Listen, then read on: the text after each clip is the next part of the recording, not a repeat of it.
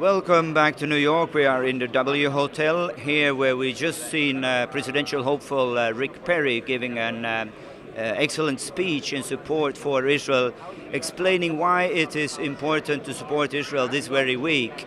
He was also very clear in his criticism of the current administration, saying that it's sending the wrong signals out to the world community. And he said if he was to be elected, he would send another signal out to the Arab world.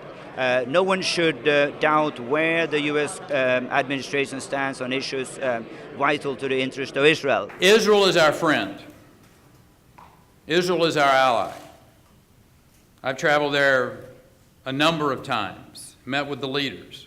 It's not a perfect nation, but its existence is critical to America's security in the world.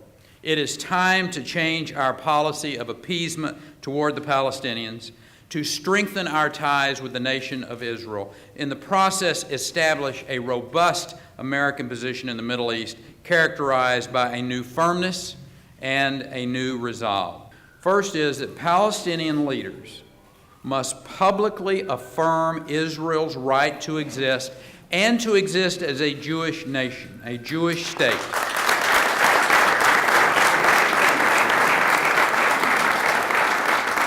Secondly, President Abbas, he must persuade all the factions, including Hamas, to renounce acts of terrorism and release kidnapped Israeli Gilad Shalit.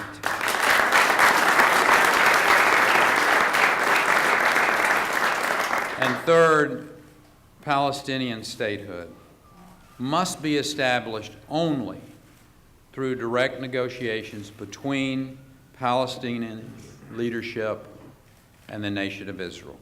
We may have an administration that has a different view of Israel, but the American people are for Israel. They are for having a foreign policy that is clear, that is succinct, that is powerfully messaged to our allies in the world that we are going to be there to support you, and we're going to be unwavering in that. So I hope you will tell the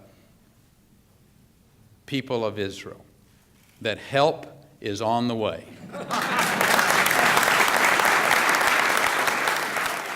I also, as a Christian, have a clear directive to support Israel. So from my perspective, it's pretty easy.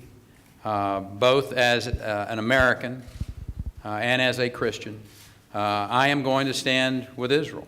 As I said in my remarks, Israel's not a perfect country, but you will find me not only welcoming the Prime Minister of Israel, whoever that individual may be, in the appropriate matter to the White House, but I will be standing with Israel, and the people of Israel and the people of this world will never question where I stand when it comes to Israel.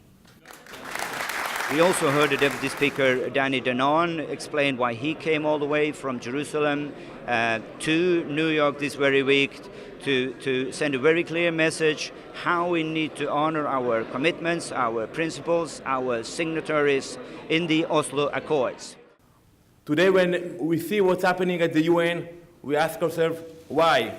Why an international important organization which must promote peace and negotiation is supporting a unilateral action?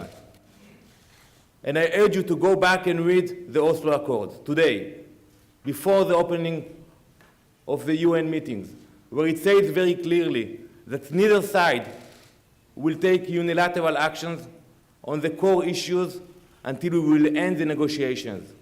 And what we are seeing today, that the Palestinians, with the support with many nations, some of them were witness to the Oslo Accord, are supporting unilateral action by the Palestinians.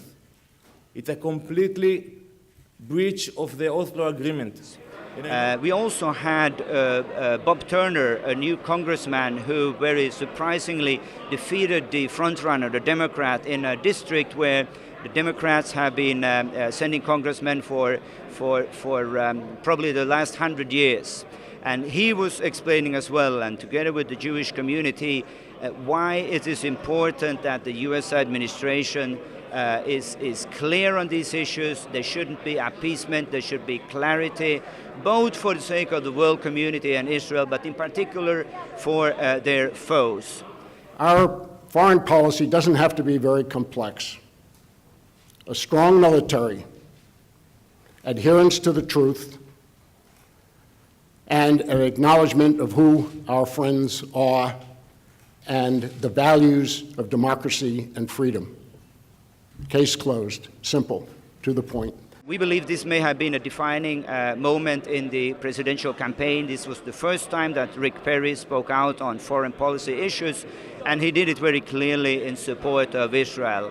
So we were very honored to be here, to have a chance to speak with some of his advisors, to also pass over our DVD, Give Peace a Chance, which we hope and believe will be a blueprint and a foundation also for his campaign and hopefully for the policy of the new U.S. administration. Tomorrow we will give a new report. There will be a pro-Israel rally which ECI is co-organizing, so we hope you will come back to this website also tomorrow for a new update. Thank you. How important is the support of Christian organizations such as ours, ECI and Europeans in particular? It is very important, and I want to thank each and everyone who support your activities. We need to speak out for the nation of Israel, of the state of Israel, of the people of Israel, wherever you are, whether it will be in Norway or in Italy. Speak out for the people of Israel. We cannot be quiet when we see the amount of hatred and lies that people are putting against Israel, and I want to thank you for everything you're doing.